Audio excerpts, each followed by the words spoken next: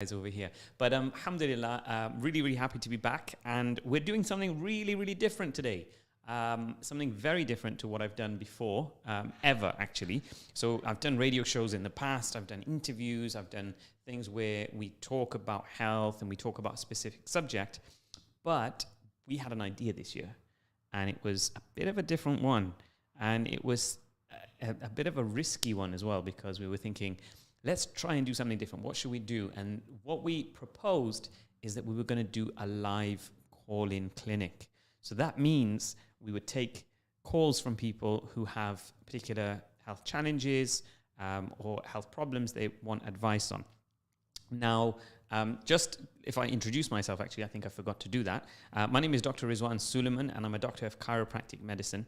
I practice at the ICAT Center of Integrative Medicine. ICAT stands for the Institute of Clinically Applied Holistic Therapies. So I'm a natural doctor. I work with my hands a lot of the time with the type of work that I do. We work with lifestyle medicine. And a lot of the patients that we see are not emergency patients. Okay, so this is a very, very important and distinctive thing that I need to make clear, is that if we are doing this live calling clinic, please don't phone us instead of phoning 999. Okay, that's the main thing. Second thing is that when we are doing any call-ins and if we have any conversations with anyone, it would be perfectly fine for you to give a different name that's not your own, because I may ask you some personal information about your history, about your health, maybe about subjects that you wouldn't normally like to share publicly. So if you do call in and you are part of the show, you need to make sure that you are aware of that and that you are happy to share information, whether you are giving your real name or whether you're giving an anonymous name. We don't want any prank callers though. Okay, so if we sense there's a prank caller, then we'll press the button and we'll get you off the air. So that's the rules of the game. That's how we're going to play. And, we are open to call-ins. So the studio line, if you do want to call in and get involved, the studio line is 0116 4822 086. So that's 0116 4822 086. So I also mentioned as well, we've put this out on our socials, that maybe you just want to share your health experience, right? Maybe you want to say, look, I've been on a health journey. I was struggling with, certain things in the past, and this is what I did to help. Because I believe that these stories are quite impactful and they're quite powerful. Quite often, especially in conventional medicine. And one of the things I teach and I kind of am really kind of focused on is helping people understand that when it comes to health, if you're a Muslim and you have health, and you consider your health, we look at things through a different lens. Okay, so when you study conventional medicine, you are taught the concepts of medicine through the view or the lens of secularism. Okay, so you're not considering how the bigger picture and how the body is something which is created and designed by Allah, how there is a natural fitrah within the body to maintain life and to serve us.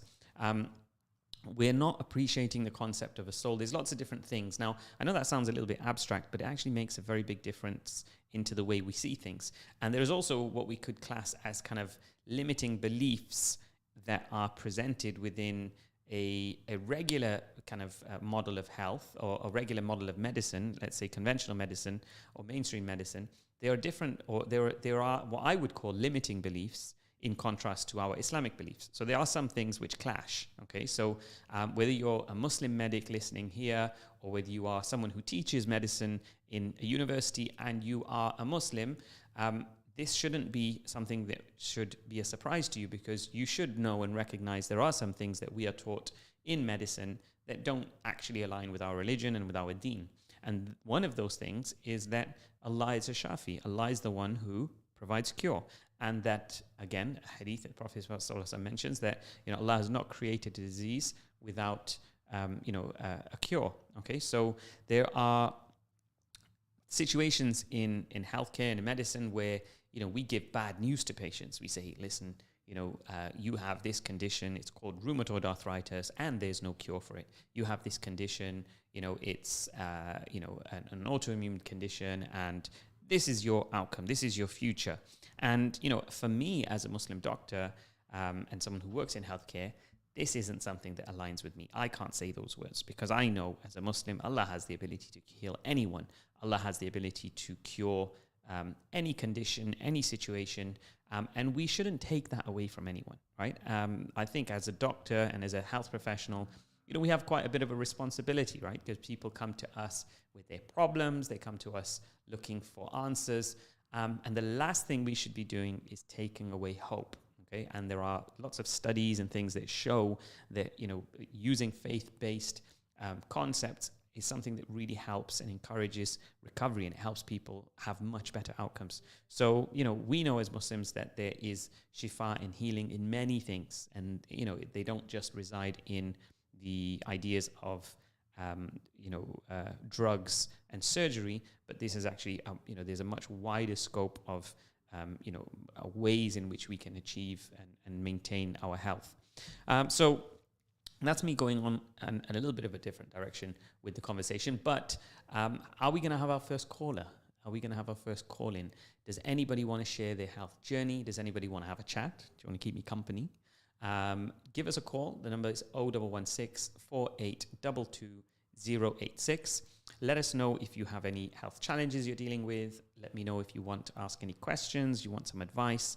Maybe you're a patient of mine. Maybe you've been to our clinic. Maybe you've received some care with us and you want to share your experience and tell us how you've got on with it and what your experience has been. I would love to hear from you. So please do call in. This is the live call-in clinic on Ramadan FM, 87.7 FM. Make sure you tune in for our future shows as well. I know this one this is the first show, so maybe people are not aware that we're running the show, but we're going to be setting some times in the future, which the guys in the studio are going to help announce over the week. But we'll have some sessions as well, maybe later on in the evenings. It's proposed that we're going to do a couple of shows on in the evening after the MK show, after the Mola Khalil show, between 11 and 12. If I can keep myself up that late, then we will run those shows, inshallah. Akil's nodding at me saying that you're going to do it, but yes, inshallah, we will do it. So let's see.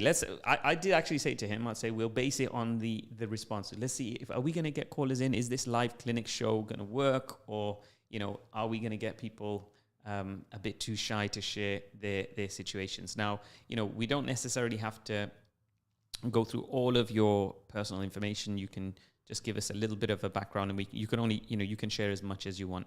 So this is open to anyone who wants to call in, males, females, any health problems you have. As I mentioned, my background is, I'm a chiropractic doctor. So if you're specifically struggling with something, that maybe you've been to the doctors too, maybe you've been to the hospital, you've been to the NHS. I get so many patients who sometimes they've been to the doctors, they've been to the hospitals, they've been to specialists, they've been and had MRI scans and all of these sorts of things, but they're still not having a solution to their problem. So if that is a situation you're in, then give us a call. You can also WhatsApp or text us as well on our on the radio hotline, which is 077 488 55055. So that's 077 488 55055. So I'm waiting for you guys. I need you to I want someone to drop me a message and give me a question, any question at all. And are they going to come up on the screen? Am I going to see them there? Okay, so nothing's come up at the moment. So I'm waiting for engagement, guys. Come on. You have a doctor at your disposal. Most of the time, patients are waiting in queues for doctors, so you have one on air, ready for your calls. Give us a call and let us know what you want us to answer. So in the meantime, maybe I will tell you a little bit about what we do and what I do with my work.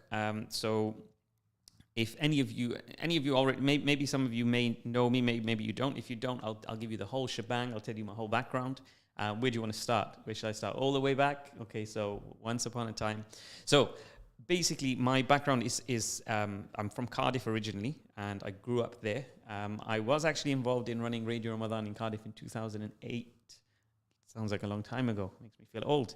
But yeah, with Sheikh Najib, who used to run Radio Hajj here in Leicester quite a few years back. And yeah, we did that for a couple of years. At the time, I was actually volunteering while I was studying chiropractic medicine. So my whole story was just like any other Asian. Your parents want you to become a doctor. My mother was my mother's couple actually, was quite adamant that I would become a doctor. But when I was going through that process, I'm not sure if you know, but if you want to go into medicine, you have to get experience outside of the curriculum. You need to do extracurricular stuff. It's very competitive. And one of the things I did is I went and I shadowed a chiropractor. And that was just purely because I couldn't get a placement anywhere else. And I was like, okay, what's this chiropractic? Okay, I'll give that a go. So I went in and I shadowed a chiropractor, and yeah, the chiropractor showed me a new way of looking at things. I also listened to a talk or attended a talk by a homeopath who gave me some very insightful information, actually. She was a lady, and she explained that conventional, she explained that, evidence-based medicine and the lens that I was looking through at that time, she said was quite a flawed way of looking at things, because it was all based on scientific research, and only the things which are proven within science can be integrated within that model. And she explained that, it's usually only companies who have a financial return that fund that information. So it helped me realize and helped me recognize that there's a big bias within the conventional medical model, because things which get scientifically researched are usually things which generate profit and money, and those things are not natural. Usually they're things that can be patented and people can get paid off, basically. So yeah, as a consequence of my interaction with her, I had a bit of a eureka moment or a light bulb moment, and I thought, you know what? Actually, there's a lot of merit in this, and I started doing my own research. And it was following that I decided that I would not pursue a career in medicine, in conventional medicine, and that I wanted to go and study in a field of alternative medicine. And alhamdulillah, I was quite lucky as well, because my grandmother used to be kind of like a village healer, if you want to say. She used to treat people with herbal medicine, and she used to treat people with infertility and things like that.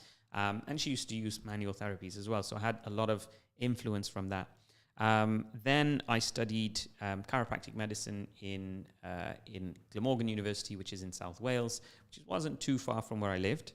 And alhamdulillah, it was a 5-year program. It was a very intense. It was probably one of the most difficult kind of study programs that I ever conducted in my life. We study a lot. You study everything that a medical doctor studies, pretty much, minus the pharmacology. We study radiology, so chiropractors are qualified to take x-rays, read and write, report on x-rays and imaging. So yeah, if anyone of you who is listening is interested in going into this field, then you're welcome to call in and pick my brain on anything that you're interested in as well. Chiropractic is definitely something which we need more people in our communities, especially females. We definitely need more females practicing chiropractic. In all of these years, when I actually studied, I was the only Muslim in my whole year group, and there was 140 students who started my course. Interestingly enough, there was only 70 who actually graduated. So it was quite a tough course. A lot of people would drop out, or they would kind of drop to the year below, or whatever it was. So yeah, it was quite a grueling and intense program of study. But we definitely need more Muslims in the profession and in the healthcare field in general, but specifically in the field of chiropractic. So yeah, going back to my story, I studied at Glamorgan University. I studied chiropractic medicine, and in that process, I came across the practice of hijama therapy.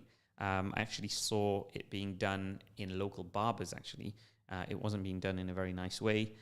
It was very inhygienic. It wasn't very professional. And at that time, I didn't really know what hijama was. And, someone said to me, "Oh, this is sunnah." And when I heard that, I was a little bit taken aback, because I was thinking like, whoa, this is kind of medieval, the way it was being done. There was guys laying on the floor. There were people in chairs having hijama done. There was no infection control. There was nothing stopping cross-contamination. There was people smoking cigarettes in the barber shop. There was hair everywhere. It was just a real mess. And for me at that time, there was a bit of there was a contradiction, because I understood, Islam is something which is, progressive and, teaches, so much goodness. And then I saw this being done, and someone told me that this is a sunnah, and I was thinking, look, how can this be sunnah? This is like really barbaric in the way that it was being performed. And alhamdulillah, I did a bit of research, and I actually found out that it was a sunnah. I came across the hadith, and actually one hadith which I thought was really powerful is that the Prophet ﷺ mentioned that hijama is khayr dawa, is the best of medicines. Okay, so when he mentioned that, it really made me think. It made me think, look, if hijama is one of the best of medicines, and I consider myself a doctor, someone who practices a form of medicine, be it natural medicine, why am I not doing this?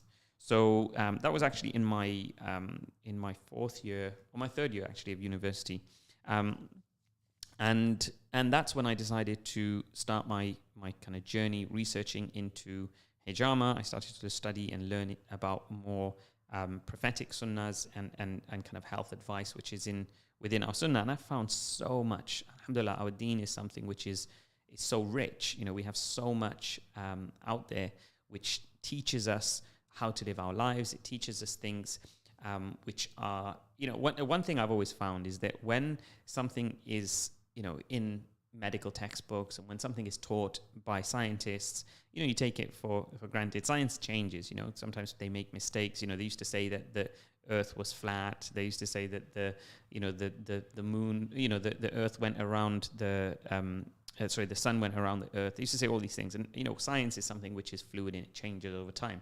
So it's not, fact, and it's not always set in stone. It always moves, changes.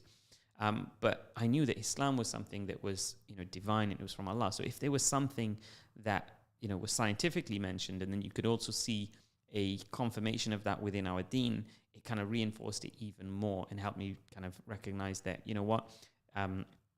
this aspect of science is good, or this aspect of science really aligns with, our teachings.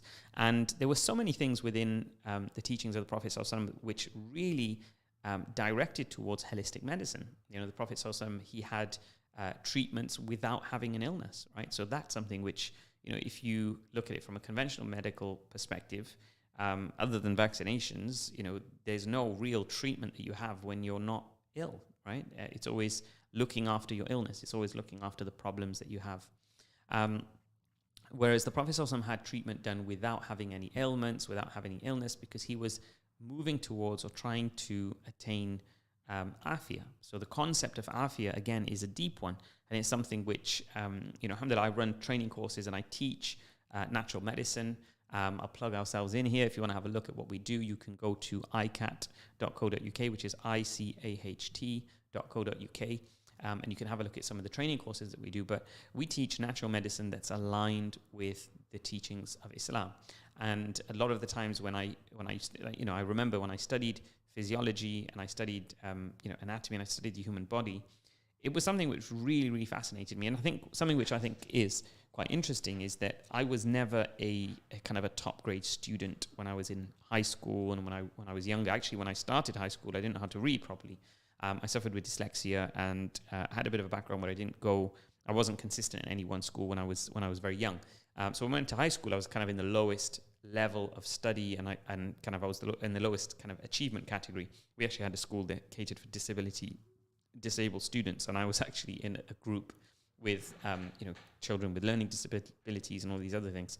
So alhamdulillah, what I would say is that when I actually went to university eventually, I was so hooked and so fascinated with the study of human science. I was so fascinated with the medical sciences that I became a nerd, right? And I became a nerd out of just sheer passion and interest. I was so intrigued in studying the human body, because when I was studying the human body, it was like I was studying Allah's creation, and it was like looking at the wisdom of that. Okay, alhamdulillah, I'm going to cut my story because we have a call, alhamdulillah.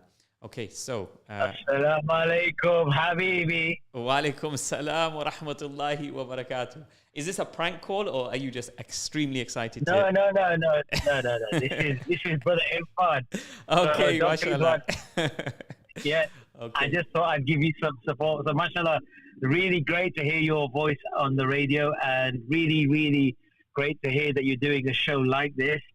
To all the listeners out there from Ramadan FM, I highly recommend your clinic for a start and your treatments, but also to regularly include hijama therapy, cupping therapy as part of their overall health and well-being regime. It's been a game changer for me as far as I'm concerned. And I think you know, as my practitioner, the state I was in when I first came to you compared to where I am now. So alhamdulillah, I just wanted to say, keep up the fantastic work and keep spreading the word about the importance, especially for us in the South Asian communities, especially with what we're doing with our diets and lack of exercise.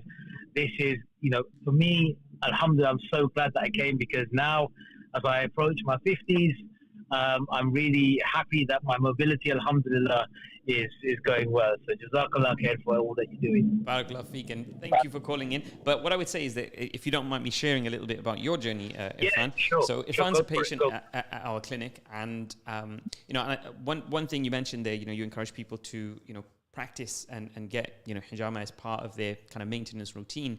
But yeah, the key thing is that it's only one piece of the puzzle, right? And that when you embark on the concept of hijama, there's a maqsad behind it. There's a purpose and an intention behind it. And quite often, we get people who come in and they're like, look, I want to have hijama done. And it's because they want to literally, they want to have blood taken out of their body. That's the intention. And even sometimes we get practitioners, and I speak quite publicly on this, that, people lose the essence of what we're doing when they have the wrong intention, or they don't have the right or correct understanding. So, sometimes people do hijama, and the maqsad and the purpose of them doing hijama is to do hijama. So it's like, okay, I'm offering a service. I do hijama. Here, put the cups on. We do the cuts, leave you there, take the cups off. Okay, I've done my job. I've fulfilled the purpose. But you see, what is really important to understand is that's not the purpose. The purpose of having hijama is not having hijama. The purpose of hijama, like the purpose of fasting, for example, the purpose of fasting is not fasting. The purpose of fasting is to attain taqwa, right? So we can stay hungry all day, but we don't necessarily fulfill the purpose of fasting. So what I'm saying ultimately is that there's a deeper purpose and intention. So I like to have what we call alignment of intention. So when you come in, absolutely. Go ahead. Yeah, Sorry. I mean, and on that point, what I wanted to say is that you're absolutely right, because it's only after going for hijama and you start to realize the benefits that it helps you to think about other areas of your life, like diet and exercise, and you become acutely aware of your posture, for example, and I started applying that in Salah as well, based on the advice you gave. And it made such a difference, even just during Salah, how you stand, how you do your ruku and your sujood and everything. So for me, it was a catalyst that allowed me and enabled me to start thinking and be really positive about making changes in all other aspects there. So absolutely, it's not the be-all and end-all, but it is an integral component of your overall well-being and how you approach your well-being. I love that word. You said catalyst. I think that's beautiful. That's exactly what it is. It's a catalyst. And when you approach, and when you go with the right intention, let's say you go once a month or once every 3 months, whatever it is, and you're having just, for example, your hijama, your maintenance hijama, you're going with the intention of trying to attain a higher level of health, safeguard yourself from illness, and aim higher. Basically, you're aiming to do better. So you make that intention, and you come to the clinic to do that. And we as practitioners, we have the intention to help people elevate their level of health and elevate their level of well-being and become kind of more proactive in other areas. So now you do that, and then you start to see other things through the same lens. So it's like, okay, how can I elevate my level of physical activity, right? So let's say, alhamdulillah, like Irfan, mashallah, you've become so active in contrast to when we first met you, right? So tell us a little bit about that. What were you doing first? Like, before, what was the old Irfan doing? Well, the old Irfan still had the mindset of a 20-year-old Irfan, and that was the problem. So what I mean by that is, I was, not eating the best way, and that's partly because I live near Evington Road and all the treats that Evington Road has to offer. But I was again, I was not paying attention to little signals that my body was giving, like little twinges and creaks and niggles. And then I got to the point where I just felt fed up of feeling that way all the time. So I decided to come to you, and then, again, I must admit, when I first came, I thought, this will be a quick fix. and I'll be okay. And it's sunnah, and it's going to be, this miraculous bit of treatment. But then slowly, after the massages and the advice that you give, because it's not just about going there and having the cups put on you, and it's about understanding how your body works and the impact certain things have on your body, like what you eat and then how you sit. And being someone who sits at his desk, 7-8 hours a day, I began to have problems with my hip and things like that. So for me, it was understanding that. And then after that, alhamdulillah, you said it's a gradual process. So I made a commitment there. And one thing that stuck with me that you said is that invest in your health. Don't look at how much money you're spending on treatments, because we spend money in other areas. So why not spend on ourselves and in our health? And alhamdulillah, in the several years I've been coming, I feel a lot better, and I think my metabolic body age is where it needs to be. Alhamdulillah. Yeah, no, you've done a great job as well, mashallah. You lost a lot of weight. You changed your physical activity. You've changed your diet. You've changed your mindset. So yeah, that's the key. Really, the key thing is education. One thing that we really, and what I teach to our students as well, to people who want to become practitioners, is we teach them that it's so important to make sure that you are someone who, who recognizes that your purpose is to educate people and help them change the things which influence their health, right? That's the key. As a practitioner, that's your aim. It's not to, perform hijama, put the cups on, as a chiropractor, crack someone's back. And that's not your purpose. That's not your maqsad. That's not the end goal of what you're trying to achieve. The end goal of what you're trying to achieve is you're trying to help someone change the direction of their health by changing the foundational elements which influence their health. And, what you said about even, paying for it, right? Paying for services and spending money on yourself. The key aspect here is that, and I think something that anyone listening to this can do this right now. Have a look at your bank balance, have a look at your bank account, and look at where you're spending your money, right? Because where you spend your money indicates what you value. Because value is just a representation money is just a representation of value, right? So if you, every year or every month or whatever it is, you have a certain amount of value which you generate, which is a certain amount of money, and look at how you're distributing that. Now, if Netflix and cinemas and entertainment and, eating out and all of these things are, high on that priority list, that's where you're spending the majority of your money, then that's what you value the most. You value that more than your health. Now, you might be someone who claims different. You might say, I'm a really healthy person. I really value this. I really value that. But where you're placing your value isn't necessarily reflective of the reality, right? So this is a great way, and one of my teachers actually mentioned this to me, is that look at how you're spending your money, and it tells you what you value. If you're spending your money on your family, for example, it shows that you value your family. If you're spending your money on yourself, on your car, on your health, whatever it is that you're spending on is an indicator of what you value. So yeah, it's a real key point. But Irfan, Jazakallah khair. I really appreciate you calling in. I'm going to go now, but listen, great to hear you on the radio, and inshallah see you soon, and let me know when you're coming for iftar. Yes, inshallah. Jazakallah khair. Okay. Take care. Wa alaikum assalam wa rahmatullah. Okay, so that was Irfan, one of our patients at the clinic. And guys, if you are listening in, then do give us a call. We've got 4 minutes left on the show. So 4 minutes left of this show, in which we mentioned is our live calling clinic. Are we really going to do another one? We only had one caller in. Are we really going to do another show? Or shall I just hang up the gloves here and say no? That's it. Akil's shaking his head, say no, we got to do it. So the next one we're going to do is going to be in the evening. We're yet to confirm the day because I need to get back to Akil with my diary. But it will be after the MK show, after the Mona Khalil show. It'll probably be more likely to be on Tuesday, but that will be announced and confirmed. So yeah, after Taraweeh, maybe you guys can think about all your problems in the evenings when you're worrying about all your aches and pains, and you can give us a call in then.